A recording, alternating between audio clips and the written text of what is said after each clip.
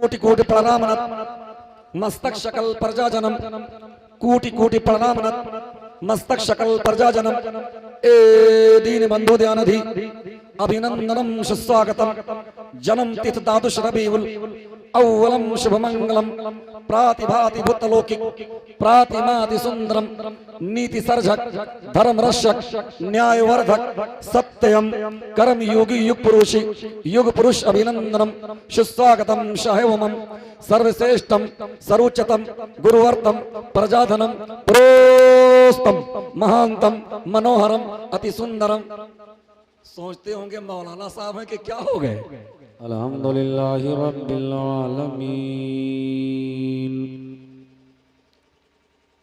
वल आक़िबतु लिल मुत्तक़ीन वस्सलातु वस्सलामु अला सय्यदिल मुरसलीन व अला आलिहि व अस्हाबिहि अजमईन अम्मा बाद फ़अऊज़ु बिल्लाहि मिनश शैतानिर रजीम बिस्मिल्लाहिर रहमानिर रहीम अला इन्ना औलिया अल्लाहि ला खौफुन अलैहिम व ला हुम यहज़नून आमन्तु बिल्लाहि सदक़ल्लाहुल अज़ीम व सदक़ा रसूलुहुन नबियुल अमीनुल करीम व नहनु अला ज़ालिका लमिनश शाहिदीन व शाकिरीन अल्हम्दुलिल्लाहि रब्बिल आलमीन। वाह क्या मर्तबा है गौस बाला तेरा, ऊंचे ऊंचों के सरों से है कदम आला तेरा। सारे अफ्ताब जहां करते हैं काबे का तवाफ, काबा करता है तवाफे दरे वाला तेरा। हजरात अर्ज़ो मारू से कबल आइए हम और आप अपनी गुलामी जज्बे ईमानी मोहब्बत नबी सल्लल्लाहु अलैहि वसल्लम का सबूत पेश करते हुए सबसे पहले आकाए नामदार मदीने के ताजदार रहमत आलम नूर मुजस्सम फ़ख्र दो आलम सल्लल्लाहु अलैहि वसल्लम की बारगाह गौहर बार में बावाज़ बुलंद दुरूद शरीफ पढ़ें। अल्लाहुम्मा सल्ली अला सय्यिदना शफ़ीना मौलाना सल्लु अलैहि सलातु व सलाम अलैका या सलातु व सलाम अलैका नबी अल्लाह सल्लल्लाहु अलैहि वसल्लम। हज़रात नबी और आले नबी पर एक बार और पढ़ लें। सल्लल्लाहु अलैहि सल्लल्लाहु अलैहि वसल्लम सलातु व सलाम अलैका या रसूलल्लाह सल्लल्लाहु तआला अलैहि वसल्लम। ये अज़ीम शान प्रोग्राम शहंशाह बगदाद कॉन्फ्रेंस जिसमें हम और आप बशमूल उलमाए इस्लाम शिरकत की सादतें हासिल किए हुए हैं, यकीनन हम सब की मुश्तरका खुश नसीबी और फिरोज बख्ती है। बड़ी मोहब्बतों के साथ इस आबादी के बाशऊर मुसलमानों ने शहंशाह बगदाद कॉन्फ्रेंस का इनेकाद किए। आप ने मुझसे कबल खतीब मिल्लत हज़रत अल्लामा मौलाना मोहम्मद निसार साहब अब्दुल्ला फैज़ी प्रिंसिपल दारुल उलूम मिफ्ताहुल उलूम के खिताब को आपने समात किया। अच्छी निज़ामत आप समात कर रहे हैं, अल्लाह करे ज़ोरे बयां और हो ज़्यादा। आपने नाते नबी को भी समात किया। मकबूल नात खां मोहतरम कारी ज़िया फैज़ी साहब और मद्दाह रसूल अकरम हज़रत कारी खान मोहम्मद फैज़ी साहब से उलमाए कराम जलवा फरमा है। आपके महबूब इदारे के करीब करीब तमाम असातिज़ा तशरीफ़ फरमा है। इन हज़रात की मौजूदगी में आप हज़रात के रूबरू अल्लाह उसके रसूल की मोहब्बत में कुछ अहम ज़रूरी बातें आप हज़रात को इस स्टेज से बतानी है। क्योंकि 11वीं शरीफ शुरू हो गया, मगरिब के बाद ही से 11वीं तारीख लग गई, कल पूरा दिन होगा। आप हज़रात बहुत अच्छे मौके पर और बहुत अच्छे टाइम में आप हज़रात यहाँ बैठे हैं। इंशाअल्लाह शहंशाह बगदाद के ताल्लुक़ से भी कुछ अहम ज़रूरी बातें बताऊँगा। साथ ही और हालात हाजरा के ताल्लुक से भी कुछ अहम ज़रूरी गुफ्तगू आप हजरात से करनी है। मैं आपसे गुजारिश करता हूँ, चाहे वो नौजवान हो, बुजुर्ग हों, बच्चे हों, जितने हजरात तशरीफ़ फरमा हैं, जब तक मेरी गुफ्तगू हो, खुदा के वास्ते गौसे आज़म का वास्ता दे के आपसे कहता हूँ कि आप जाइएगा नहीं, इसलिए कि आज की इस पाकीज़ा महफिल में, आज के इस कॉन्फ्रेंस में मैं अपने इदारे से चल के आप हजरात के पास न अपनी बात लेके आया हूँ, न अपने बाप की बात लेके आया हूँ। अगर आया हूँ तो रसूल पाक की बात लेके आया हूँ। वाह वाह वाह वाह वाह, क्या बात है। मेरी अपनी बात होती, आप ना सुनते, कोई शिकवा कोई गिला नहीं। मेरा अपना पैगाम में ऐसा संदेश होता, आप ना सुनते, कोई टेंशन नहीं। लेकिन पैगाम इस्लाम है, इसे सुनना ही पड़ेगा। गौसे आज़म का पैगाम है, इसे सुनना ही पड़ेगा। आइए नाते नबी सल्लल्लाहु अलैहि वसल्लम के 2-3 शेर मैं भी पेश करूं। माशाल्लाह माशाल्लाह माशाल्लाह, आता हो। बेदार है ना? जी जी जी बिल्कुल। मोहब्बत से बोलो। अपना एक मिजाज, अगर सुने होंगे तो जानते हो कि ना सुने होंगे तो आप इतना सुने कि मैं बोलता भी हूँ, बुलवाता भी हूँ जी। और मैं जबरदस्ती सुभान अल्लाह कहलवाता हूँ। इसकी वजह यह है कि सुभान अल्लाह बोलोगे तो नेकी मिलेगी, सुभान अल्लाह बोलोगे तो बेदार रहोगे, सुभान अल्लाह बोलोगे तो तवज्जो मुकम्मल रहेगी। इसलिए पूरा मजमा दाएं से लेके बाएं तक, आगे से लेके पीछे तक मोहब्बत से बोल दे। इधर वाले भी बोले, इधर वाले भी बोले सुभान अल्लाह। अब दोनों हाथों को लहरा के बोलो या रसूल अल्लाह, या रसूल अल्लाह, या रसूल अल्लाह। अब शेर को जरा देखा। माशाल्लाह माशाल्लाह, बहुत अच्छे। जो उनके जामे उल्फत से कभी सरशार हो जाए, हाय हाय हाय हाय हाय हाय। बिल्कुल तवज्जो, ऐसा लगे, ये ना लगे कि मैं किसी कस्बे या किसी गांव में बोल रहा हूँ, ऐसा लगे कि गुंबदे खजरा के हसीन छांव में बोल रहा हूँ। हाय हाय हाय। और जितने बैठे हैं ये किसी दुनियादार के नहीं, रसूलों के ताजदार के गुलाम बैठे हैं। किसी नेता या किसी लीडर के दीवाने नहीं, पैगंबर के दीवाने बैठे हैं। बात है। तो जब पैगंबर का दीवाना बैठा रहे तो वो खामोश नहीं रहेगा। शेर को जरा देखें। जी जी। जो उनके जामे उल्फत से कभी सरशार हो जाए, जो उनके जामे उल्फत से कभी सरशार हो जाए। और अगले मिसरे का इस्तकबाल शानदार अंदाज में कि जो उनके जामे उल्फत में कभी सरशार हो जाए, यकीनन खुल्द में जाने का वो हकदार हो जाए। क्या बात है। नारे तकबीर, नारे रिसालत, शहंशाह बगदाद कॉन्फ्रेंस, खतीब इंडो नेपाल। वाह वाह वाह, जिंदाबाद जिंदाबाद, क्या बात। यकीनन खुल्द में जाने का वो हकदार हो जाए। और इस शेर को जरा देखें। बनाया है गुलाम अपना तो दे ऐसी नजर मुझको, ये सबके जानिब से है। बनाया है गुलाम अपना, बनाया है गुलाम अपना तो दे ऐसी नजर सबको, बनाया है गुलाम अपना तो दे ऐसी नजर सबको। जहां देखूं जिधर देखूं तेरा दीदार हो जाए, जहां देखूं जहां देखूं जिधर देखूं तेरा दीदार हो जाए। और इस शेर को जरा देखें। जमाना भर मुखालिफ है मेरा कुछ कर नहीं सकता, या जमाना भर मुखालिफ हो मेरा कुछ कर नहीं सकता। जमाना भर मुखालिफ हो मेरा कुछ कर नहीं सकता। मेरे सरकार की नजरे करम एक बार हो जाए, मेरे सरकार की नजरे करम एक बार हो जाए। और इस शेर को जरा देखो।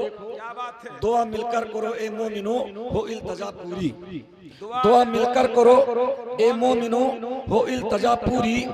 कभी तो उनके रोज़े पाक का दीदार हो जाए।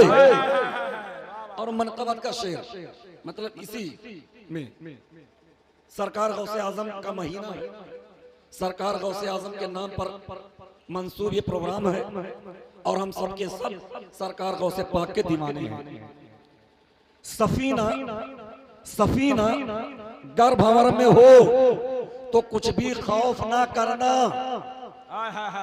सफीना सब की नजर मेरे चेहरे पर और सबके कान मेरे गुफ्तगू के एक जुमले पर। सफीना सफीना गर्भवर में हो तो कुछ भी खौफ ना करना। सफीना सफीना गर्भवर में हो तो कुछ भी खौफ ना करना। और ये जो दूसरा मिसरा बोलने जा रहा हूं स्टेज से नहीं, गौसे आजम के दीवाने हो तो मजमे से नारा लगना चाहिए। सफीना सफीना गर्भवर में हो तो कुछ भी खौफ ना करना। लगा दो गौस का नारा तो बेड़ा पार हो जाए।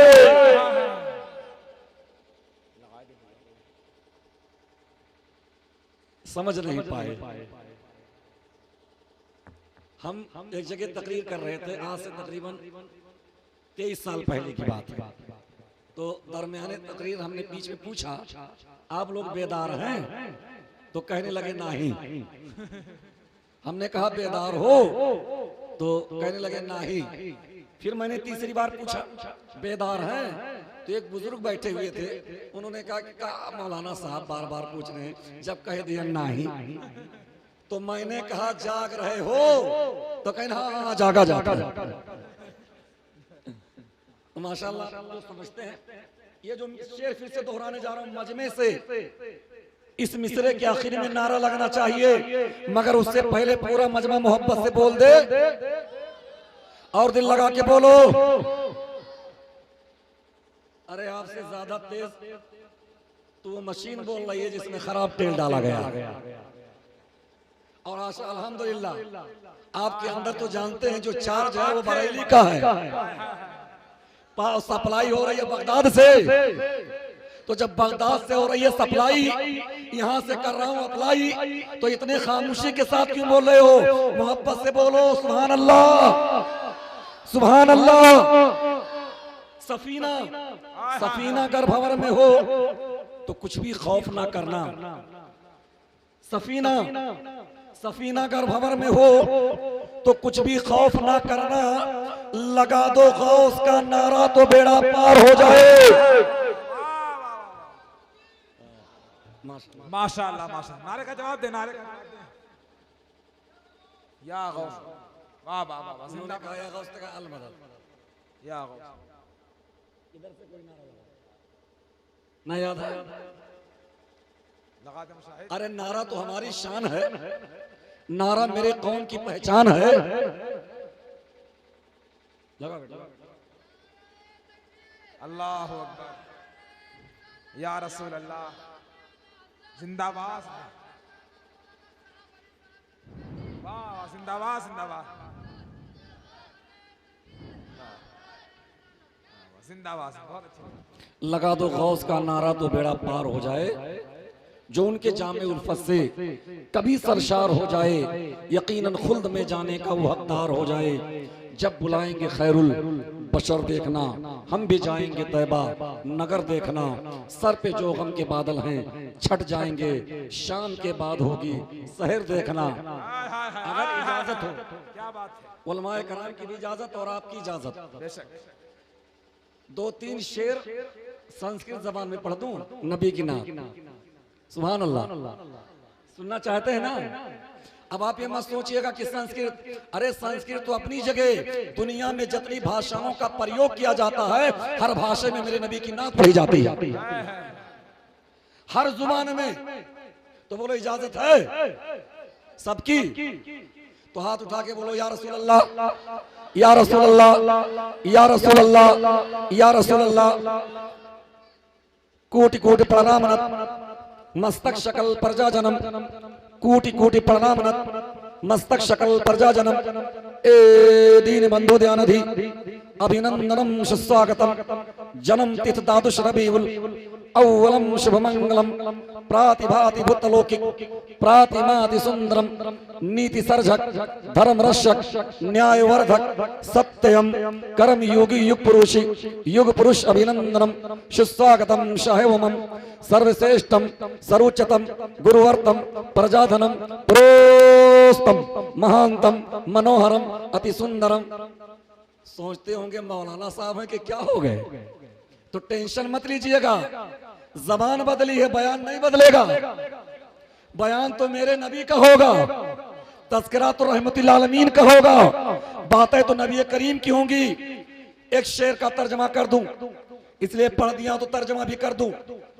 हजरत मोहतरम शायर मोहतरम अपनी जबान में अपने अंदाज में बज़बान संस्कृत बारगाह रिसालत में किस अंदाज में खराज अकीदत पेश करते हैं। या रसूल अल्लाह, आप भी मोहब्बत से बोलो या रसूल अल्लाह। बोलने का फायदा बता दूं ना, तो मेरा ये दावा है कि आप हमेशा या रसूल अल्लाह बोलते रहोगे। ये मेरे साथ मामला पेश आया था, बहुत पहले की बात है, तकरीबन 17-18 साल पहले की बात है। मैं किसी कॉन्फ्रेंस में जा रहा था, तो सवारी से जाना था, लगन का ज़माना था, सवारी मिल नहीं रही थी जल्दी। बहुत देर इंतज़ार के बाद एक बस आई, बहुत भीड़ बस में, किसी तरीके से चढ़ गया। मैंने कहा इसको छोड़ दो, पता नहीं दूसरी बस कब आएगी, जल्द से नहीं पहुँचूंगा, बेचारों का जलसा ख़राब होगा। तो अल्लाह अल्लाह करके बस में चढ़ गया।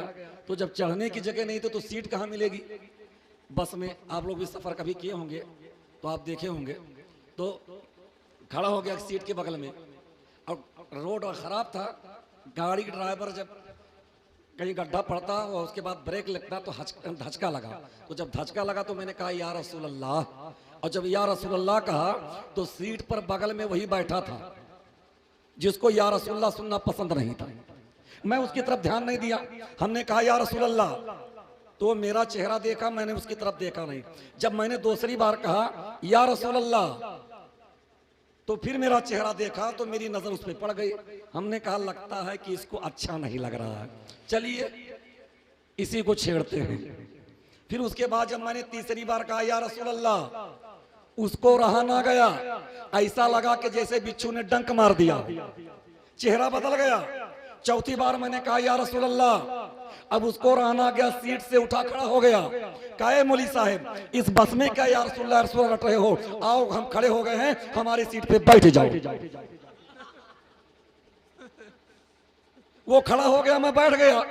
मैंने कहा या अल्लाह, तेरा लाख लाख शुक्र है कि तेरे हबीब के नाम की दुहाई दिया तो बस में बैठने के लिए सीट मिल गई। और ये सुन्नी मुसलमान या रसूल अल्लाह, या रसूल अल्लाह, या रसूल अल्लाह, या रसूल अल्लाह, या रसूल अल्लाह कहता रहेगा तो जन्नत में जाने का रास्ता मिल जाएगा। तो कोटि कोटि प्रणाम मस्तक शकल प्रजा जन्म, कोटि कोटि प्रणाम मस्तक शकल प्रजा जन्म, ए दीन बंधु ध्यान धी अभिनंदनम सुस्वागतम। तर्जमा सुनो, कोटि कोटि यानी करोड़ों करोड़ों प्रणाम सलाम हो ए नबी आप पर, कोटि कोटि प्रणाम मस्तक शकल प्रजा जन्म यानी करोड़ों करोड़ों सलाम हो ए नबी आप पर, करोड़ों दुरूद हो ए नबी आप पर। अब हम बरेली शरीफ चले, आला हजरत की बारगाह में, ताजदार अहले सुन्नत की बारगाह में, इमाम अहले सुन्नत की बारगाह में, मुजद्दिद दीन व मिल्लत की बारगाह में आला हजरत क्या फरमाते हैं। तो मेरा इमाम बरेली शरीफ की सरजमीन पर टूटी हुई चटाई पर बैठ करके आला हजरत पुकार उठे या रसूल अल्लाह, काबे के बदरुद्दोजा तुम पे करोड़ों दुरूद, तैबा के शमसुद्दोहा तुम पे करोड़ों दुरूद, और कोई गैब क्या तुमसे नया हो भला, जब न खुदा ही छुपा तुम पे करोड़ों दुरूद। हजरात मोहतरम अब आप जरा देखिए, इन्हें कोटि कोटि प्रणाम मस्तक शकल प्रजा जन्म, ए दीन बंधु ध्यानधि अभिनंदनम सुस्वागतम। या रसूल अल्लाह, जब आप इस खाकदाने गीती में तशरीफ ला रहे हैं तो आपका स्वागत, आपका इस्तकबाल, आपका वेलकम सिर्फ चंद लोग ही नहीं, सिर्फ इंसान ही नहीं, या रसूल अल्लाह आपके आमद के मुंतजिर तो सब थे। या रसूल अल्लाह, जब आप लिबासे बशरियत में मक्का की सरजमीन पर तशरीफ ला रहे हैं, और कब आ रहे हैं मेरे मुस्तफा दफा 20 अप्रैल 571 ईस्वी दोशंबा के दिन सुबह शादी के वक्त 12 रबीउल अव्वल प्रथम जेठ 628 विक्रमी मेरे नबी आलमीन के लिए रहमत बन के आ रहे हैं। तो रहमत बन के आ रहे हैं तो फरिश्ते भी नबी का इस्तकबाल कर रहे हैं, समंदर की मछलियां भी नबी पे दुरूद पढ़ रही हैं, सूरज की चोटियां भी नबी पे दुरूद पढ़ रही हैं, दरख्त का पत्ता पत्ता नबी पे सलाम पढ़ता है, पहाड़ के पत्थर सबके सब नबी पे सलाम पढ़ते हैं। हमने पूछा ए पत्थर तुम सलाम क्यों पढ़े? मैंने कहा ए दरख्त के पत्ते पत्ते तुम सलाम क्यों पढ़ते हो? तो जवाब मिला ए मौलाना आपने समझा नहीं, अरे हम जो बनाए गए हैं, हम पैदा किए गए हैं तो नबी के सदके में। सुनो, लिखने वाले लिखो, नोट करने वाले नोट करो, रिकॉर्ड करने वाले रिकॉर्ड करो, इस पैगाम को खुद भी याद कर लो, सब तक पहुंचा दो। ये जो कायनात बनी है ये मेरे नबी के सदके में, और जो कुछ मिला है कयामत तक मिलेगा सब मेरे नबी के सदके में। इज्जत मिल रही है नबी के सदके में, पानी मिल रहा है नबी के सदके में, दाना मिल रहा है नबी के सदके में, ठिकाना मिला है नबी के सदके में, शोहरत मिली है नबी के सदके में, पानी मिला है नबी के सदके में, रहने के लिए मकान मिला है नबी के सदके में, इज्जत मिल रही है नबी के सदके में। और पूरा मजमा यानी स्टेज से लेकर के मजमे तक सबके सब मेरे साथ मिलके कह दो कि अगर जन्नत मिलेगी तो मेरे नबी के सदके में। इस फेर में मत रहना कि सजदे में मिलेगी, इस फेर में मत रहना कि सजदे में मिलेगी, जन्नत मेरे सरकार के सदके में मिलेगी। और क्यों बनती हो बाजार की जीनत मेरी बहनों, क्यों बनती हो बाजार की जीनत मेरी बहनों? इज्जत तो कसम से तुम्हें पर्दे में मिलेगी, इज्जत तो कसम से तुम्हें पर्दे में मिलेगी। तो कूटी कूटी प्रणाम मस्तक शकल पर जा जन्म ए दीन बंधु ध्यान धी अभिनंदनम सुस्वागतम। हर कोई नबी के आने का इस्तकबाल कर रहा है। एक बात बताइए आप जरा इस चीज को जरा ताल माशाल्लाह आपकी तो तवज्जो है। और मैंने आपसे शुरू में कहा था कि आप मुकम्मल गुफ्तगू सुनिएगा, इसलिए कि मैं आज आया हूं। मैंने शुरू में कहा था कि मैं आया हूं तो अपनी बात लेके नहीं आया हूं, आज अपने मजहब की बात लेके आया हूं, दीन की बात लेके आया हूं।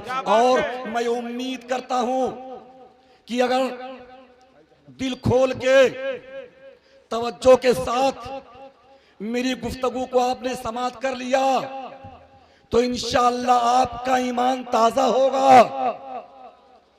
और जब उठेंगे तो ये महसूस होगा कि ये जो जा रहा है ये किसी और का नहीं, ये गौसे पाक का दीवाना जा रहा है, गौसे पाक का आशिक जा रहा है। अब इंशाअल्लाह सरकार गौसे पाक के ताल्लुक से बहुत सारी बातें आपको बतानी है। चूंकि ये तो ज़िम्नन बात आ गई तो मैं इसको अर्ज करता चल रहा हूं। अब आप जरा देखिए, मेरे मुस्तफ़ा सल्लल्लाहु अलैहि वसल्लम इस खाकदाने गीते में तशरीफ लाए। एक चीज ध्यान नशीं करें, कोई आदमी, कोई भी आदमी हो, उसका जिक्र, उसका तज़किरा कब होता है?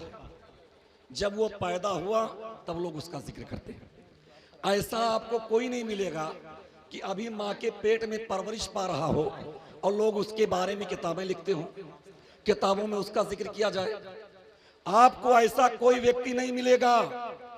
ए मुसलमानों, मुकद्दर पर जितना नाज करो कम है, अपने भाग्य पर जितना गर्व करो कम है, अपनी किस्मत पर जितना नाज करो कम है। इसलिए कि मेरे हाथ में, आपके हाथ में ऐसे पैगंबर का दामन है कि जो मेरा पैगंबर पैगंबर आजम है, जो मेरा रसूल रसूल आजम है, जो मेरा नबी नबी आजम है, जो मेरा नबी सारी कायनात का मालिक मुख्तार है।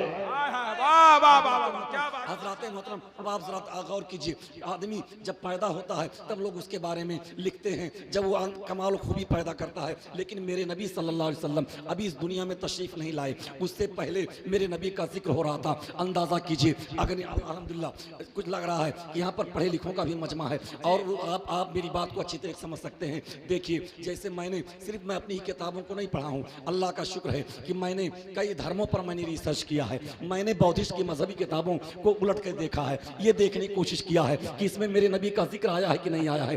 बाकायदा संजीदगी के सुनिएगा, रिकॉर्ड कर लीजिएगा एक एक बात को, आप जरा देखिए। इसी तरह हमने जैनियों की किताबों को पढ़ा, उसमें देखा कि मेरे नबी का जिक्र आया कि नहीं जिक्र आया है। इसी तरह बौद्धिस्ट, इसी तरह जो है सिखों जिन्हें आप सरदार कहते हैं, उनकी मजहबी किताबों को मैंने देखा और उसमें पढ़ा कि देखा इस पे किताब में जिक्र आया है कि नहीं आया है। आज सुनते चलो, देखिए जैसे आइए बिरादरान वतन जो हमारे हिंदू बिरादरान हैं, इनकी जो मजहबी किताब है वो चार वेद है, ऋग्वेद, यजुर्वेद, अथर्ववेद, सामवेद, इसके अलावा पुराण है, कल के पुराण, भागवत पुराण, संग्राम पुराण, भविष्य पुराण, उपनिषद, यानी ये सब पुराण है। इन जब किताबों को आप पढ़ोगे, मैंने एक एक पन्ने को, एक एक वर्क को उलट करके देखा है, और जब मैं जहां जहां मेरे मुस्तफा का जिक्र मिला, जहां जहां नबी का तज़किरा मिला, उसे नोट करता गया, उसे टिक लगाता गया, यहाँ मेरे नबी का नाम है, यहाँ मेरे नबी का नाम है। और मैं आगे बढ़ा, मैंने बौद्धिस्ट की मजहबी किताब धर्मापट, दीक निकाय, जातक,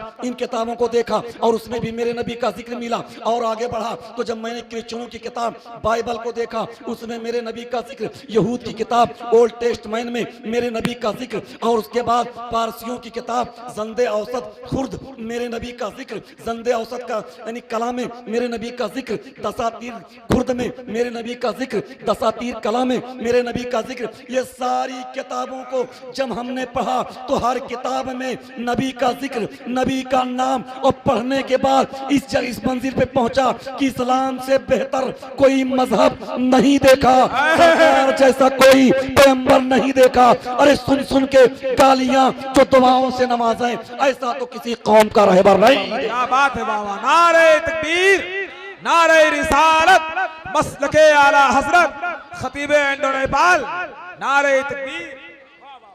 हजरत मोहतरम, अब आप जरा देखिए, हालांकि चूंकि शहंशाह बगदाद कॉन्फ्रेंस है, सरकार गौसे आजम रज़ी अल्लाह तआला अन्हु की बारगाह में भी खराज अकीदत पेश करनी है, वो भी आपको बताऊंगा, लेकिन ये बात आ गई है तो ज़िम्मन इसको भी आप सुनते चलें। देखिए, ये बताने का मकसद ये है कि मुसलमानों, आप ज़रा गौर कीजिए, ऐसा नहीं है कि हम ऐसे अल्लम गल्लम हैं, नहीं, हमारे पास जो ताकत है वो सबसे बड़ी ताकत है, ईमान की ताकत है। और ईमान की ताकत आई कहाँ से? रसूलुल्लाह के कलमा पढ़ने की बुनियाद पर आई है। इसलिए मैं दुनिया से कहता हूँ, ए दुनिया वालों, तुम हमारा मुआवजा नहीं कर सकते, तुम हमारा मुकाबला नहीं कर सकते, तुम हमारे बराबरी का दावा नहीं कर सकते। अरे होगी दौलत तेरे पास, होगी शोहरत तेरे पास, होगा सत्ता तेरे पास, होगी ताकत तेरे पास, होगा इक़्तिदार तेरे पास, होगी हुकूमत तेरे पास, अरे सब कुछ तेरे पास है, मगर मदीने वाले आका का दिया हुआ ईमान हमारे पास है, हमारे पास है। इसका मुकाबला दुनिया की कोई ताकत कर नहीं सकती है। वाह वाह वाह, सुभान अल्लाह। और देखना है, आय हाय, देखना है तो देख लो, बहुत अच्छे, माशाअल्लाह। फिलिस्तीन का मजलूम मुसलमान नन्हा बच्चा जिसको बमों का निशाना बना के जान उसे जो है शहीद कर दिया जाता है, उसके बावजूद आज भी फिलिस्तीन का बच्चा बच्चा कहता है, बच्चा बच्चा कहता है, जान चली जाए हमें ये परवाह नहीं है, ये जान तो अल्लाह की अमानत है, अमानत है। और अल्लाह का शुक्र है, जब तक फिलिस्तीन की सरजमीन पर एक भी बच्चा बाकी रहेगा, यहूदी इजराइल कभी भी फिलिस्तीन पर काबिज नहीं हो सकते हैं। आय हाय हाय, क्या बात है। मोहब्बत से बोलो और दिल लगा के बोलो, दोनों हाथों को लहरा के बोलो, लब्बैक लब्बैक लब्बैक लब्बैक या रसूल अल्लाह, या रसूल अल्लाह, या रसूल अल्लाह, या रसूल अल्लाह। हज़रात मोहतरम, अब आप जरा देखिए, अल्लाहुम्मा सल्ली अला सय्यदना शफीना हबीबना मौलाना मुहम्मदिन वसल्लम, सलातु व सलाम अलैका या रसूलल्लाह, सलातु व सलाम अलैका नबी अल्लाह सल्लल्लाहु तआला अलैहि वसल्लम। हज़रात मोहतरम, तो बात ये चल रही थी, देखा यहाँ, और जरा देखते चले और अंदाज़ा करते चले कि आका करीम सल्लल्लाहु अलैहि वसल्लम का जिक्र जमील आपको कहाँ कहाँ नहीं मिलेगा। ये मैं कहता हूँ कि आने के बाद लोगों का तज़किरा किया जाता है, मगर मेरे नबी अभी आए नहीं है लिबास बशरियत में, और उनका नाम, उनका तज़किरा हर जगह मौजूद, हर जगह मौजूद। यही मैं कहता हूं।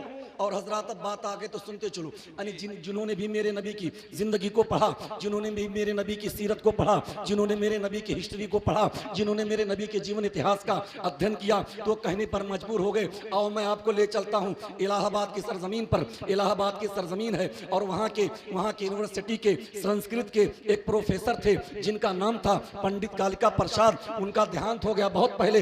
उन्होंने मेरे सरकार सल्लल्लाहु अलैहि वसल्लम की तारीफ और तौसीफ, नबी का जिक्र, नबी का नाम किस अंदाज में किया था। हजरात मोहतरम आओ जरा उसको मुलाहिजा करो। वो कहते हैं कि गर शर्क से हो गर्भ तलक माल का अंबार, गर शर्क से हो गर्भ से पूछे तू क्या ले, सब छोड़ दे नालैने नबी सर पे उठा ले।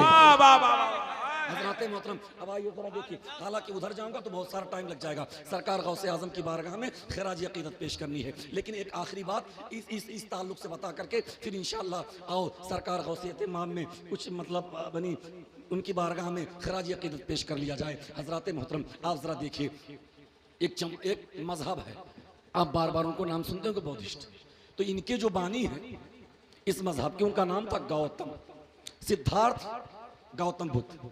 गौतम बुद्ध नाम उनका नाम था, सिद्धार्थ गौतम उनका लक़ब था। गौतम ये पाली जुबान का लफ्ज है। गौतम का तर्जमा जब संस्कृत में करोगे तो इसके माने होंगे अवतार के, इसका तर्जमा जब हिंदी में करोगे तो इसके माने होंगे संदेष्टा के, इसका तर्जमा जब आप फारसी में करोगे तो इसके माने होंगे पैगंबर के, इसका तर्जमा जब इंग्लिश में करोगे तो इसके माने होंगे प्रॉफिट के, इसका तर्जमा जब अरबी में करोगे तो इसके माने होंगे नबी और रसूल के। तो सिद्धार्थ गौतम बुद्ध जब दुनिया से जाने लगे, और उनका देहांत कब हुआ था? हजरत ईसा अलैहिस्सलाम के आसमान पर उठाए जाने से 663 साल पहले। देखा है आप, हजरत ईसा जिंदा आसमान पे उठा लिए गए हैं। यह हम मुसलमानों का अकीदा है। और क्रिश्चियन कहते हैं कि उन्हें सूली दे दी गई, नहीं, वो आसमान पे उठा लिए गए हैं। कुर्बे क़यामत में वो फिर से इस दुनिया में तशरीफ लाएंगे। हजरत ईसा अलैहिस्सलाम के आसमान पर उठाए जाने से 663 साल पहले उनका देहांत हुआ था, और हजरत ईसा अलैहिस्सलाम के आसमान पे उठाए जाने के 570 साल बाद मेरे आका मक्के में पैदा हुए।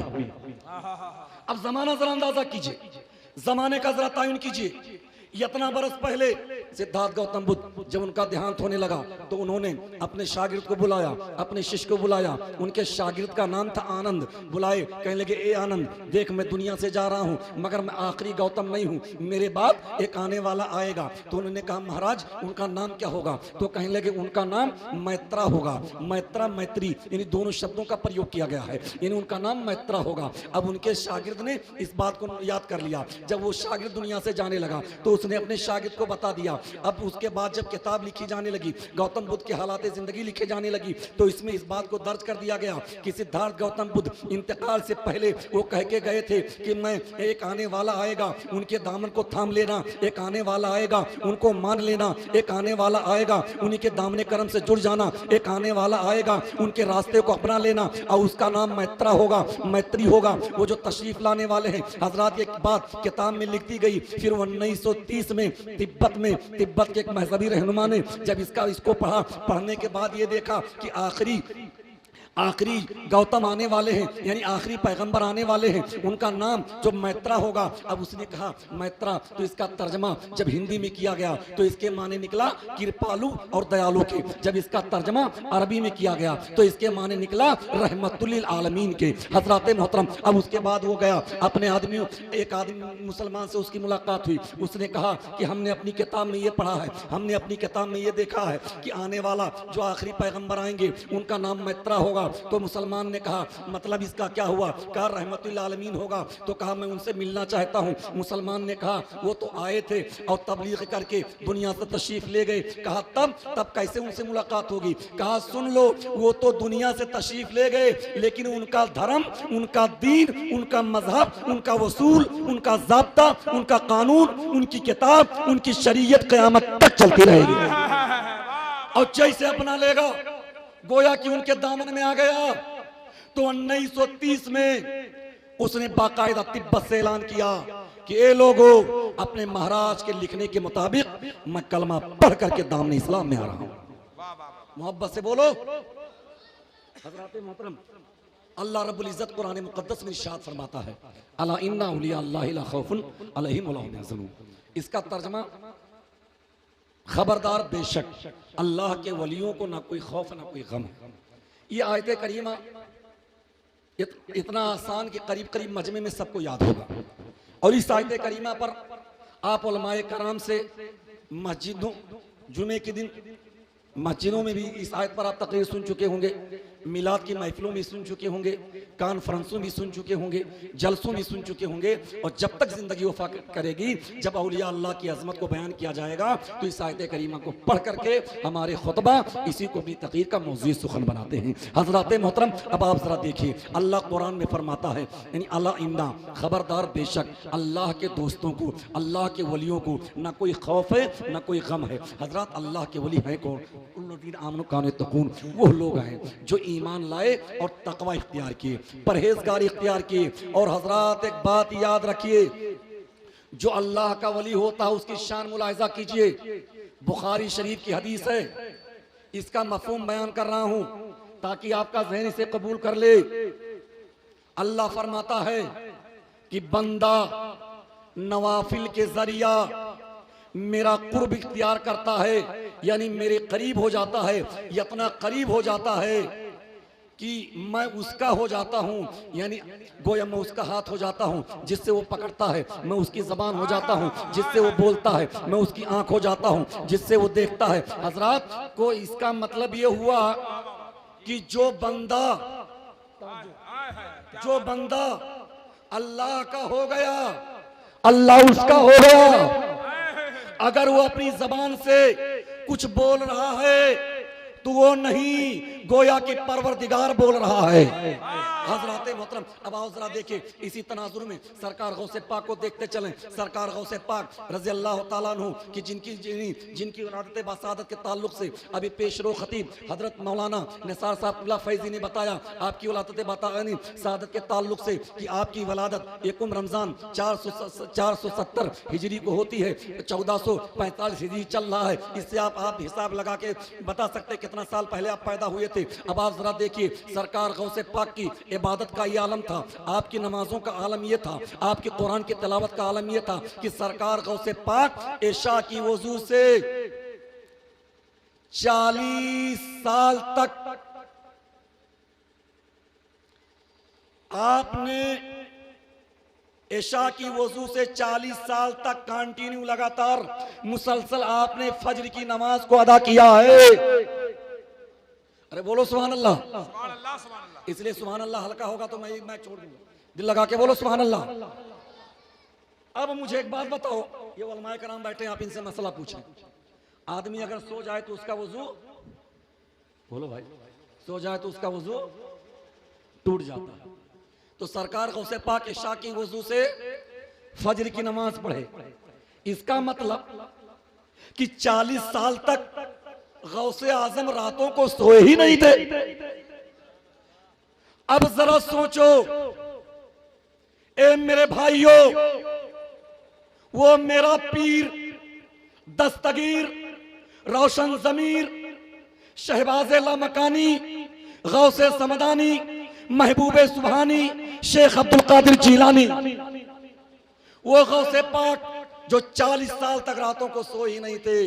और हम गौसे पाक का जश्न मनाने वाले हैं, हम उनकी मोहब्बत का दावा करते हैं। तो क्या हम एक रात सरकार गौसे आजम का जिक्र सुनने के लिए क्या हम जाग नहीं सकते हैं? बोलो, क्या बेदार नहीं रह सकते? एक बात याद रखो, रोजाना मैं आपको सुनाने नहीं आऊंगा। रोजाना ये जलसे नहीं होंगे, रोजाना इस तरह इंतजाम करके आपको बुलाया नहीं जाएगा। अरे मौका अच्छा है, फैजाने गौसे आजम से मालामाल हो जाओ। अरे मैं तकरीर कर रहा हूं यहां, आप तकरीर सुन रहे हैं यहां, लेकिन बगदाद से मेरे गौस का फैजान जारी है। अब आप सोचते हो कि मौलाना साहब ऐसे कैसे? देखिए, मैं कभी भी अल्लम गल्लम गुफ्तगू करने का आदी नहीं हूँ। जो भी मैं बोलता हूँ वो हवाला रखता हूँ और पूरी जिम्मेदारी के साथ। आप मुझे बताइए, अब आप सोचते होंगे कि गौसे आजम देख रहे हैं, गौसे आजम का फरमान जारी है। हाँ, गौसे आजम देख रहे हैं। अब आप सोच रहे हैं कैसे? तो किसी और से ना पूछो, चलो गौसे पाक से पूछ लिया जाए। अब तो बोलो। आज मैं एक चीज देख रहा हूँ, अक्सर जलसों में मतलब ये अहले स्टेज नहीं खामोश रहते हैं, अब मजमे वाले बोलते हैं, लेकिन आज मैं देख रहा हूं कि आपसे ज्यादा बोल रहे हैं। सुभान अल्लाह। और एक चीज, मैं दारुल के तमाम असातिज़ा और हजरत मौलाना सलीमुल कादरी साहब और दीगर उलमाए कराम जो भी इस प्रोग्राम की सेटिंग की है, मैं उनको भी मुबारकबाद देता हूं कि प्रोग्राम की सेटिंग ऐसी होनी चाहिए कि कम से कम तकरीरें हो जाएं। अभी देखिए, अक्सर जलसे में ऐसा होता 5 घंटा 4 घंटा प्रोग्राम चलता है, उसमें एक से 1.5 घंटे तकरीर होती है, बाकी सब नात खाने में गुजर जाती है। अक्सर ऐसे होता रहता है। कहीं कहीं तो मैं मतलब यह है कि ऐसा होता कि मैं कहता हूँ वो जा करके नाती पूरा पढ़वा दो, क्या करें तकरीर करवाएंगे, लेकिन यहाँ अच्छा रहा और टाइम से प्रोग्राम आपका खत्म हो जाएगा। जलसे लेट से लेट 12 बजे तक खत्म हो जानी चाहिए। करवाइए, एक मुकर्रिर बुलवाइए, एक नात खां बुलवाइए, साल में 4-5 जलसे करवाइए। इसी तरह आप कम से कम अच्छे 5-6 मुकर्रिर की तकरीर सुन लेंगे। एक रात का जलसा करते हैं, अच्छे 4 मुकर्रिर को बुला लेते हैं, पता चला कि कोई 10 मिनट बोला, कोई 20 मिनट, सबकी तकरीर भी नहीं हो पाती है और खर्चा भी दुनिया भर का बढ़ जाता है। तो जरा इसमें चेंजिंग लानी पड़ेगी। लाएंगे तो बहुत सारी बातें आप सुन लेंगे। मोहब्बत से बोलो और दिल लगा के बोलो, हाथों को लहरा के बोलो, या गौसल मदद, या गौसल मदद, या गौसल मदद, या गौसल मदद, या गौसल मदद। एक जगह तकरीर हो रही, अच्छा पहले इसको पूरी कर दूं, उसके बाद वहां आता हूं। सरकार गौसे पाक फरमाते हैं कि मैं पूरी दुनिया को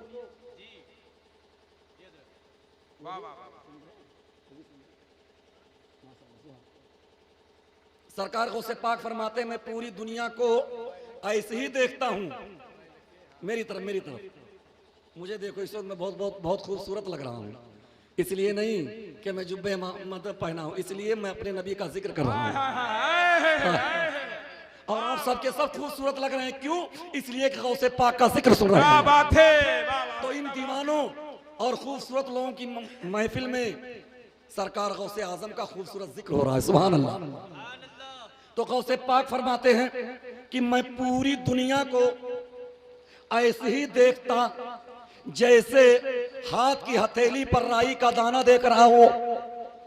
अब आप अपने हाथ की हथेली पर कोई चीज रख ले, करीब करके देखें, दूर करके देखें, आपका हाथ अपना है भाई, यहाँ करके करें, यहाँ करके देखें, आप जैसा चाहे देख लें। इसी पे एक बात याद आ गई।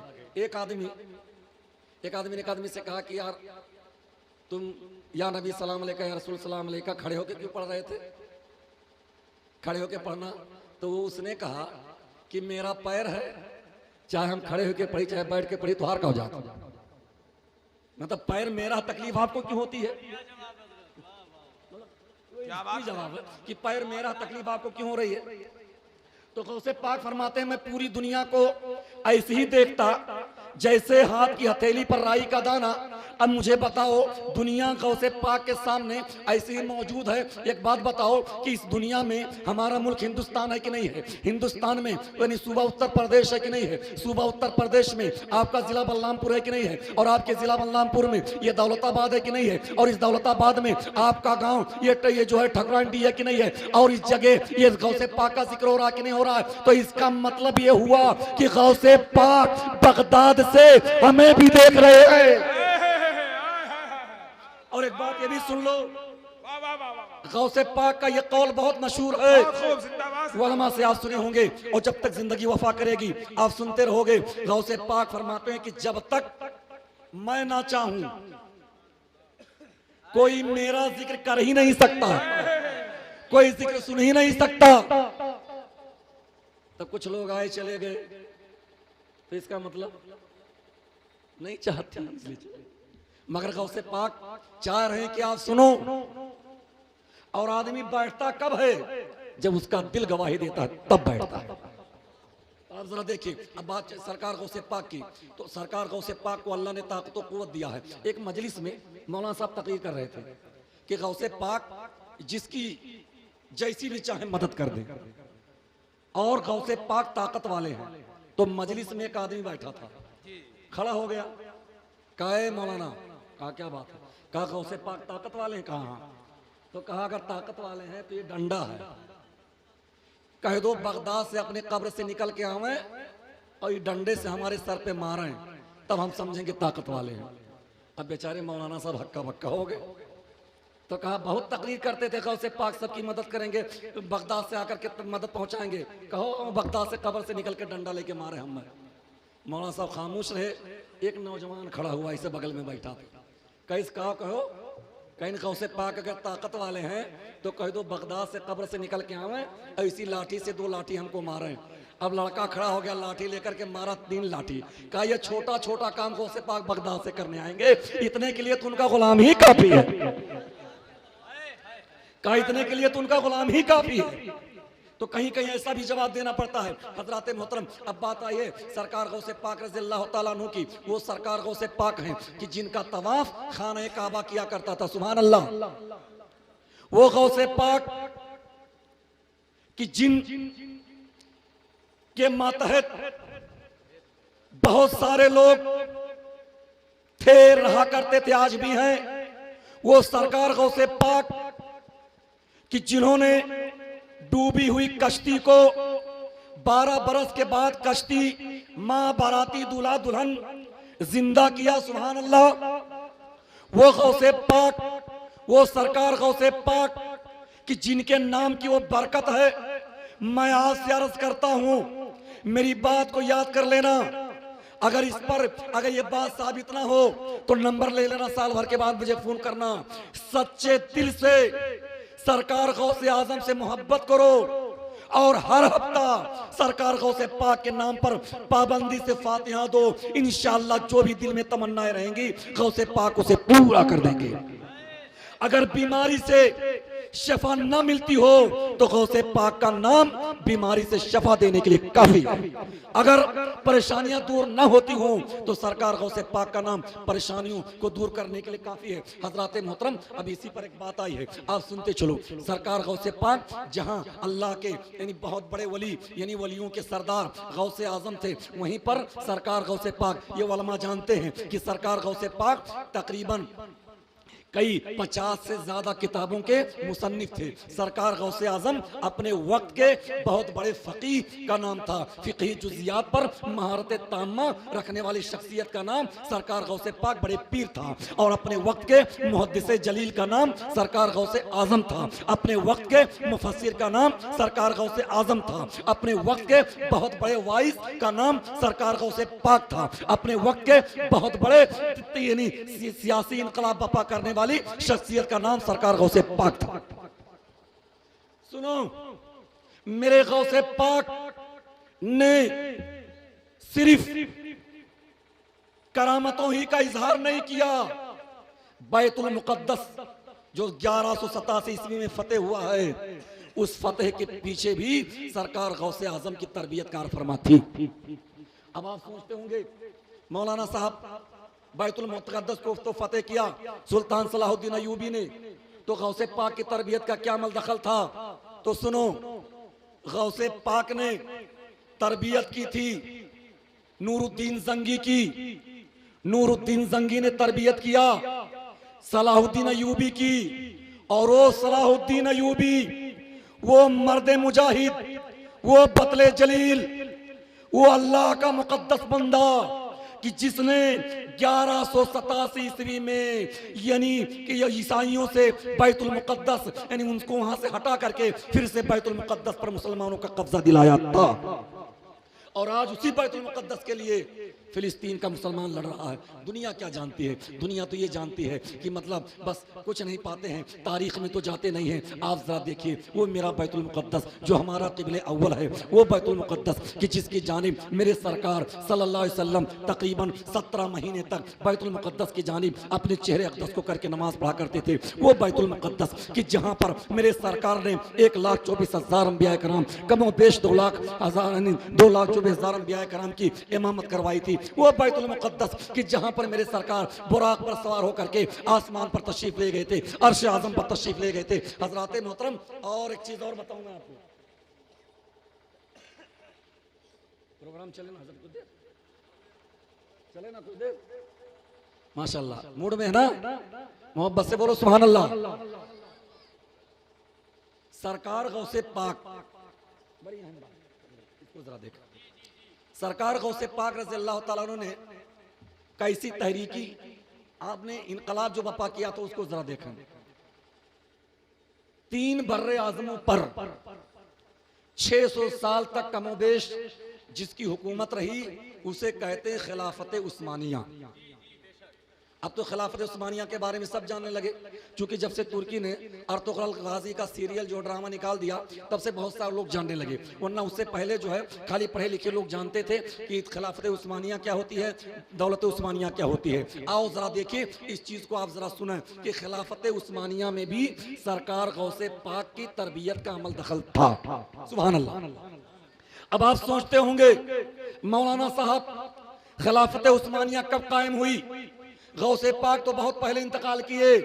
तो सुनो कैसे सरकार गौसे पाक ने कैसे कैसे गौसे पाक की तरबियत का अमल दखल था, इसको भी सुनते चलो। सरकार गौसे पाक के पास बहुत सारे खादिम रहा करते थे। उन्हीं खादिमों में एक खादिम थे जिनका नाम था मोहम्मद अल अरबी। अरबी कह करके लोग उनको बुलाया करते थे। उनको यानी अरबी अल अरबी से मशहूर ही थे, यानी उनका नाम कम लोग जानते थे, अल अरबी से उनका नाम ज्यादा जानते थे। वो सरकार गौसे पाक की बड़ी खिदमत किया करते थे। शब रोज सरकार गौसे आजम की बारगाह में रहा करते थे। उनकी उम्र तकरीबन 55 साल हो गई। उनके यानी कोई लड़का ना हुआ, यानी उस वक्त तक वो लावलद थे। एक दिन उनकी बीबी ने कहा कि सरकार बड़े पीर सबकी बिगड़ी बनाते हैं, सरकार गौसे पाक सबकी मुरादें पूरी करते हैं, सरकार गौसे पाक सबकी फरियाद सुनते हैं, गौसे पाक से जो मांगो वो अता करते हैं। तो तुम इतने दिनों से खिदमत करते हो, तुम भी जाओ और गौसे पाक से कम बेटा तो मांग लो, ताकि वो दुआ कर देंगे अल्लाह को ये औलाद अता कर देगा। तो उन्होंने कहा कि डर लगता है। कहा डरो नहीं,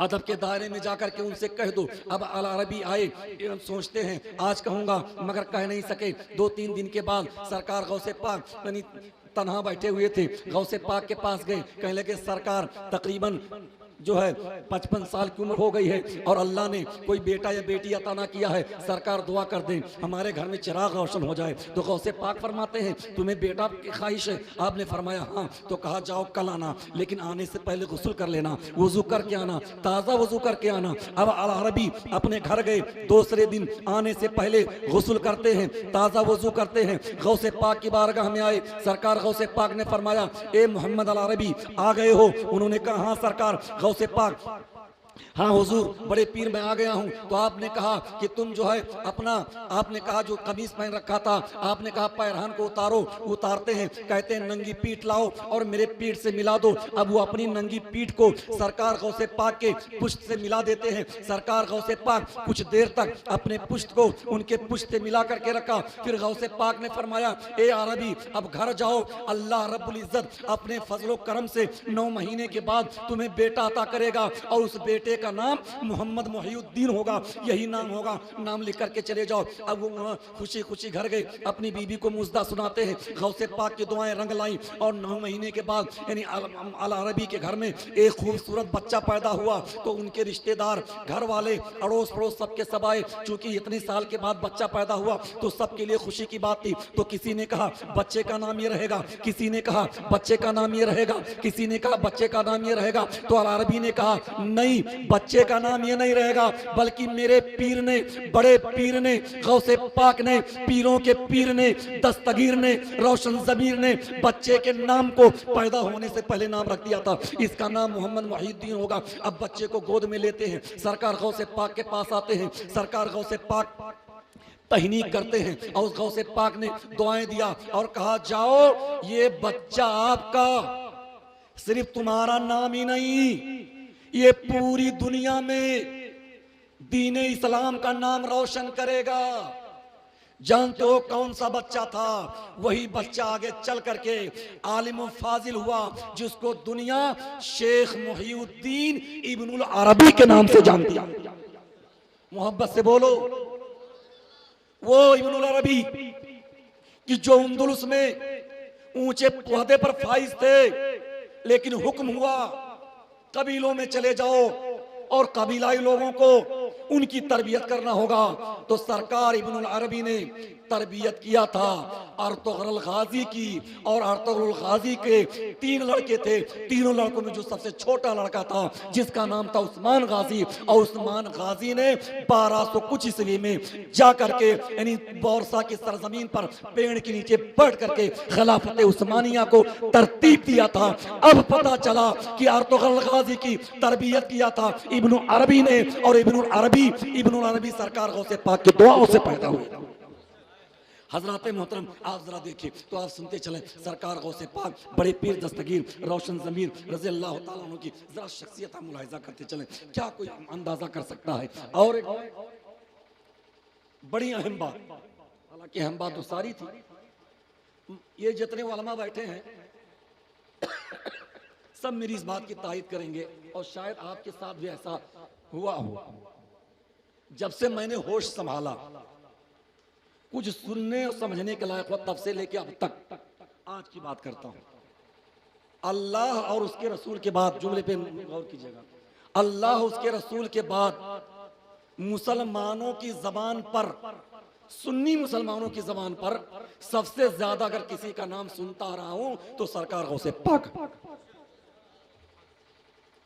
जुमेरात को फातिहा किसके नाम पे? बड़े पीर के नाम पे।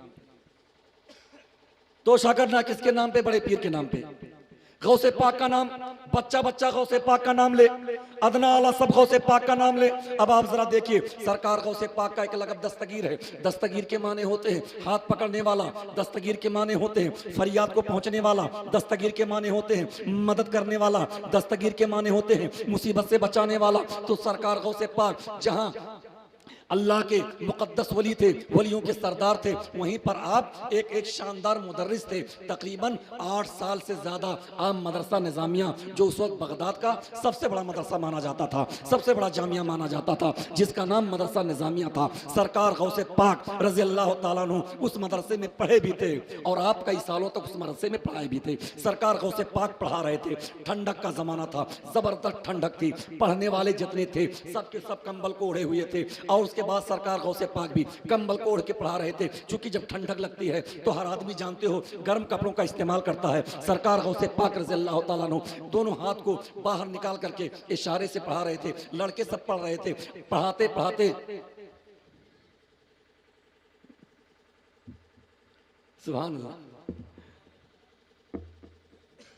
सुभान अल्लाह, सुभान अल्लाह। अरे मैं सबको देख रहा हूं, सुभान अल्लाह। दिल लगा के बोलो सुभान अल्लाह, और दिल लगा के बोलो सुभान अल्लाह। मोहब्बत नबी में डूब के बोलो सुभान अल्लाह। सब लोग हाथ उठा बोलो या गौसल मदद, या गौसल मदद, या गौसल मदद, या गौसल मदद।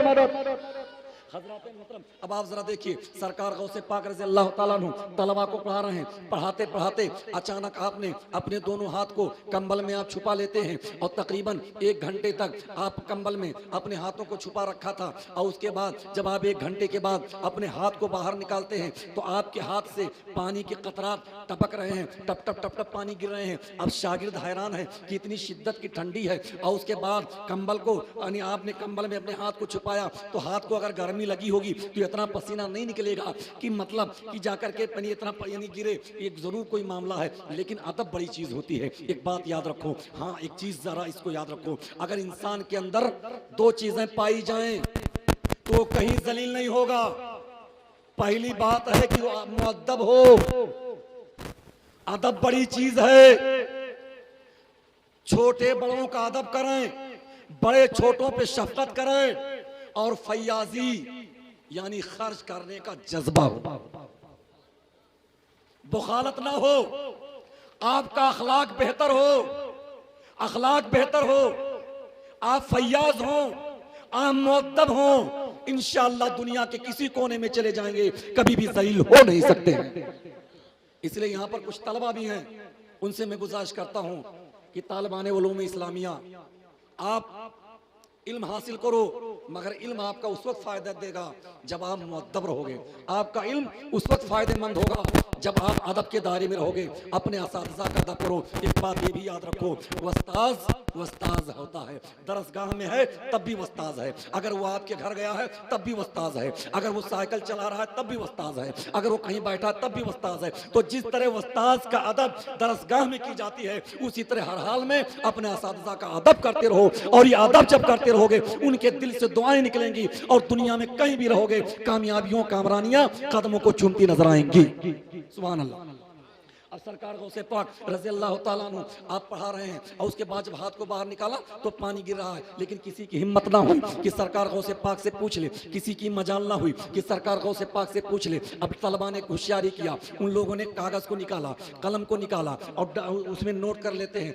बच्चे बताओ, शेख अब्दुल कादिर जिलानी बगदादी क्या मदरसे में मौजूद है? तलबा ने कहा हाँ मौजूद है। बताओ क्या बात है? कहा उनसे मिलना चाहते हैं। कहा मिलना चाहते हैं, तो कहा ये जो है इन्हें कुछ तोहफा देना है। कहा किस खुशी में तोहफा देना चाहते हो? अब जरा सुनिए। उन लोगों ने कहा कि मामला ये है कि हम लोग ताजिर आदमी हैं, हम लोग बिजनेसमैन हैं, हमारा माल एक मुल्क से दूसरे मुल्क में जाता था, और हम लोग अपना मुल्क माल लेकर के दूसरे मुल्क से आ रहे थे। जैसे हम लोग समंदर के बीचों बीच पहुंचते हैं, और उसके बाद समंदर से तूफान उठता है, पानी कश्ती में भर जाता है, तो चलाने वाले मल्लाह ने कहा, चलाने वाले पायलट ने कहा, चलाने वाले नाखुदा ने कहा कि देखो अब कश्ती डूब जाएगी, हम इसे बचा नहीं सकते हैं, इसलिए आप लोग अपनी हिफाजत खुद करो। कहा जब हम इतना सुनते हैं तो कश्ती में जितने लोग बैठे थे सबके सब रोने लगे, सब रोने लगे, कहने लगे हम डूब जाएंगे, पता नहीं हमारी लाश बह के कहाँ जाएगी, हमको तो अच्छी तरीके से दफन भी नहीं किया जाएगा, हमारा माल भी चला जाएगा। यही सोच सोच करके हर कोई रो रहा है। इतने में एक आदमी हम लोगों के पास आया, कहा रो मत। तो हम लोगों ने कहा तब क्या करें? कहा रो मत, बड़े पीर के नाम का नारा लगाओ, बड़े पीर से मदद करो, अभी आपको बड़े पीर मदद कर देंगे। तो कहा कैसी मदद कर तलब करें? तो कहा उनसे कहो अगस्नी या गौसे आजम, अगस्नी या गौसे आजम, अगस्नी या गौसे आजम, ए गौसे आजम मेरी मदद कीजिए, या गौसे आजम मेरी मदद कीजिए, या शेख अब्दुल कादिर जिलानी शैनिल्लाह का विर्द कीजिए। कहा जैसे हम लोगों ने उस कश्ती में हमने जैसे बड़े पीर के नाम का लगाया नारा, तो हमने तो आदमी ना देखा, उसका जिस्म ना देखा, उसके पैर को ना देखा, उसके सर को ना देखा, सिर्फ दो हाथ देखते हैं। दो हाथ हुए नमूदार, और नमूदार होकर के कश्ती को ढकेलते हुए, कश्ती को धक्का देते हुए इतनी तेजी से कि हम लोगों को 12 घंटा लगता, लेकिन 1 घंटे के अंदर हम कश्ती को ढकेलते ढकेलते, धक्का देते देते कश्ती ला करके समंदर के किनारे पहुंचा देते। तो हमने कहा ये जो मदद मिली है ये गौसे पाक के नाम की बरकत है। तो जब समंदर के भंवर में फंस जाने पर पीराने पीर के नाम के वसीले से दुआ की जाती है, उनसे मदद तलब की जाती है, तो पीराने पीर डूबी कश्ती को निकाल करके ला करके साहिल पे पहुंचा देते हैं। ए लोगों, अगर सच्चे दिल से गौसे पाक को मानोगे तो गौसे पाक मदद करते रहेंगे, मुसीबतों से बचाते रहेंगे। हजरत मोहतरम, और उसके बाद उन लोगों ने कहा कि अच्छा एक बात बताओ कि जिस तारीख याद है? तो उन लोगों ने कहा इतना बड़ा हादसा था तो तारीख नहीं याद रहेगी। तो कहा अच्छा तारीख याद है, कौन सी तारीख थी? तो लड़कों ने कहा फला, उन लोगों ने कहा फला तारीख, दिन फला दिन, टाइम फला टाइम। तो लड़कों ने जब डायरी को निकाला, टाइम मिलाया, तो वही टाइम था कि जिस टाइम में सरकार गौसे पाक पढ़ाते पढ़ाते कंबल में अपने हाथों को आपने छुपा लिया था और कंबल में अपने हाथों को समेट लिया था। 1 घंटे के बाद जब कंबल से बाहर निकाले थे तो आपके हाथों से पानी के कतरे टपक रहे थे। तो गोया बच्चों ने कहा वो पसीना नहीं था, आपका दोनों हाथ जाकर के समंदर समंदर में जो कश्ती को धक्के मार मार करके कश्ती को ढकेलते ढकेलते साहिल पे लाए थे और उनके हाथों में जो पानी लगे थे वही पानी के कतरात टपक रहे थे। गौसे पाक का लक़ब हुआ दस्तगीर। मोहब्बत से बोलो, लक़ब है दस्तगीर। वो है पीराने पीर, वो है रोशन जमीर, वो पीरों के हैं पीर। और याद रखो सरकार गौसे पाक ऐसे नहीं, आपने जैसी इबादत की है उन इबादतों को जब पढ़ा जाता है तो सोचा जाता है या अल्लाह वो गौसे आजम पर इन्हीं किस शख्सियत का नाम था। तकरीबन 30 साल तक तिब्बत हमदान के पहाड़ियों में सरकार गौसे आजम फिरते रहे, दुनिया से अल्लाह ताल्लुक हो गए। और आपने ये कसम खाई थी कि जब तक मेरा रब मुझे खिलाएगा नहीं पिलाएगा नहीं, जब तक ना मैं खाऊंगा ना पीऊंगा। यहां तक कि गौसे पाक रहते थे, ऐसा लगता था कि आपका इंतकाल हो गया। लोग जाते सोचते कि अब इनको जो है नहलाया जाए, कफन पहना जाए, देखते कि सांसें चलती हैं, फिर लोग चले जाते। फिर गौसे पाक रज़ी अल्लाह ताला अन्हु उठ करके जंगल की तरफ चले जाते। इसी तरह अल्लाह रब्बुल इज़्ज़त ने हज़रत खिज़र को भेजा, ए खिज़र जाओ और जाने के बाद मेरे महबूब सरकार गौसे पाक को खिला दो। अब सरकार हज़रत खिज़र अलैहिस्सलाम आते हैं, खाना लेकर के आते हैं और आपको खिलाना चाहते हैं, पानी आपको पिलाना चाहते हैं। आपने इनकार कर दिया तो अल्लाह रब्बुल इज़्ज़त ने कसमें दे दे के कहा कि कसमें दे दे के खिलाता है पिलाता है उन्हें। यानी अल्लाह ने कसम दे के कहा कि महबूब इसे खा लो इसलिए कि मैंने ही भेजा। और याद रखो इस चीज को, औलिया अल्लाह के कई दर्जात होते हैं, वली, कुतुब, अब्दाल, गौस, औताद, ये सब औलिया अल्लाह के अलग अलग दर्जात होते हैं। और उनमें जो आला दर्जा गौसे आजम, उससे भी आला दर्जा होता है महबूबियत का दर्जा, महबूबियत का दर्जा। और 3 लोग ऐसे गुजरे हैं पूरी दुनिया में अल्लाह ने जिन्हें महबूबियत पर फाइज किया है। उनमें पहला सरकार गौसे आजम महबूब सुबहानी। मोहब्बत से बोलो, आपको महबूब सुबहानी इसलिए कहा जाता है कि आप महबूबियत के दर्जे पर फाइज। और दूसरे सरकार मखदूम अशरफ जहांगीर समनानी जिन्हें महबूब यज़दानी कहा जाता है।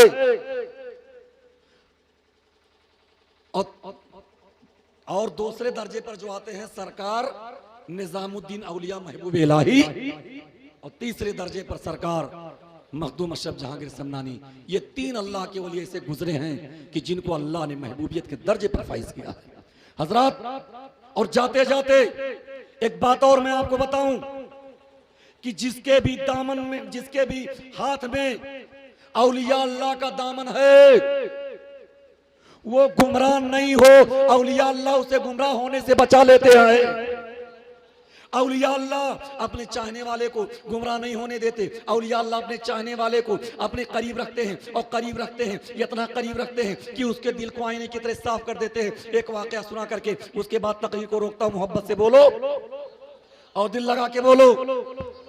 सरकार गौसे पाक रज़ी अल्लाह ताला अन्हु ने एक आपने मुरीद से कहा, एक नौजवान से कहा, ए नौजवान मुझे वजू करना है, वजू करने के लिए पानी ला। अब नौजवान पानी लेकर के आया वजू करने के लिए, तो गौसे पाक फरमाते हैं ऐसा है कि तू पानी डाल, मैं वजू कर रहा हूँ। अब उन लड़का पानी डाल रहा है, सरकार गौसे पाक वजू कर रहे हैं और उसकी किस्मत के बारे में गौर कर रहे हैं। तो आपने जब वजू किया, पैर बाकी रह गया, आपने कहा जा पानी लेकर के आ। अब नौजवान गया पानी लेकर के आया, गौसे पाक ने अपने पैर को धुलना शुरू किया। फिर नौजवान गया पानी लेकर के आया, फिर उसके बाद गौसे पाक ने पैर धुलना शुरू किया। 1 लोटा 2 लोटा 3 4 5 6 यहाँ तक कि नौजवान 100 लोटा पानी लेकर के आया। गौसे पाक के पायक 10 पे डाल रहा है, गौसे पाक धुल रहे हैं, लेकिन किसी की हिम्मत ना हुई कि पूछ लें। जब गौसे पाक नमाज से फारिग हुए तो उनके मुरीदों ने कहा कि सरकार माजरत के साथ आप तो रोजाना आप 2 लोटे में आपका वजू हो जाता था। सरकार आपने नौजवान से 100 लोटा पानी मंगवा करके आपने अपने पैर को धुला, ऐसा क्यों? तो सरकार गौसे पाक फरमाते हैं कि सुन, मामला ये है कि जब नौजवान मेरे लिए पानी लेने लिए गया था तो मैं उसकी किस्मत के बारे में गौर करने लगा कि देखा कि इसके बारे में क्या है। तो जब मैंने गौर किया तो उसका नाम जहन्नम में लिखा हुआ था। तो मैंने कहा कि जो मुझको वजू करने के लिए पानी दे उसका नाम जहन्नम में लिख दिया जाए। तो मैं रब की बारगाह में, तुम ये देख रहे थे कि मैं पैर धुल रहा था, अरे पैर नहीं बल्कि जहन्नम से उसके नाम को काट रहा था, और जब तक उसका नाम जहन्नमियों से कट के जन्नतियों में नहीं आ गया तब तक मैं अपने पैर को धोता हूं। सरकार गौसे पाक रज़ी अल्लाह ताला अन्हु की शान है। हजरात, उनकी मोहब्बत को दिल में बसाओ और उनके बताए हुए रास्ते पर भी चलो, इसलिए कि सरकार गौसे पाक ने पूरी जिंदगी कभी आपने नमाज को कज़ा नहीं की थी। सरकार गौसे पाक रज़ी अल्लाह ताला अन्हु एक एक रात में एक कुरान मुक़द्दस पढ़ करके मुकम्मल कर दिया करते थे। सरकार गौसे पाक रज़ी अल्लाह ताला अन्हु हमेशा शरीयत की पासदारी किया करते थे। सरकार गौसे पाक रज़ी अल्लाह ताला अन्हु ने कभी किसी के दिल को नहीं दुखाया। सरकार गौसे पाक अपने पीरो मुर्शिद यानी शेख जो है अबू सईद मखजूमी रहमतुल्लाह ताला अलैह की बनी फरमा बरदार थे। सरकार गौसे पाक रज़ी अल्लाह ताला अन्हु अपने छोटों पर शफकत किया करते थे। यही वजह है कि सरकार गौसे पाक जब बगदाद की जामे मस्जिद में खड़े होकर के आपने फरमाया था, कदमी हाज़ी अला रग़बत कुल्ले वली अल्लाह, ये मेरा कदम तमाम वली अल्लाह के गर्दन पर है। तो ऐसे नहीं कहा था, बल्कि सरकार गौसे पाक के अंदर अल्लाह ने वो ताकत अता किया था, वो खूबी अता किया था। मुबारकबाद के काबिल हो सबके सब कि जिन्होंने शहंशाह बगदाद के नाम पर इतनी शानदार प्रोग्राम का इनेकाद किया है। गौसे आजम करम फरमावे और इस प्रोग्राम को कबूल फरमाएं। आखिर दामाना अनिल हम्दुलिल्लाह रब्बिल आलमीन। कलमा शरीफ पढ़ लीजिए। ला इलाहा, पढ़िए मेरे साथ, ला इलाहा इल्लल्लाह मुहम्मदुर रसूलुल्लाह सल्लल्लाहु अलैहि वसल्लम। अस्सलामु अलैकुम।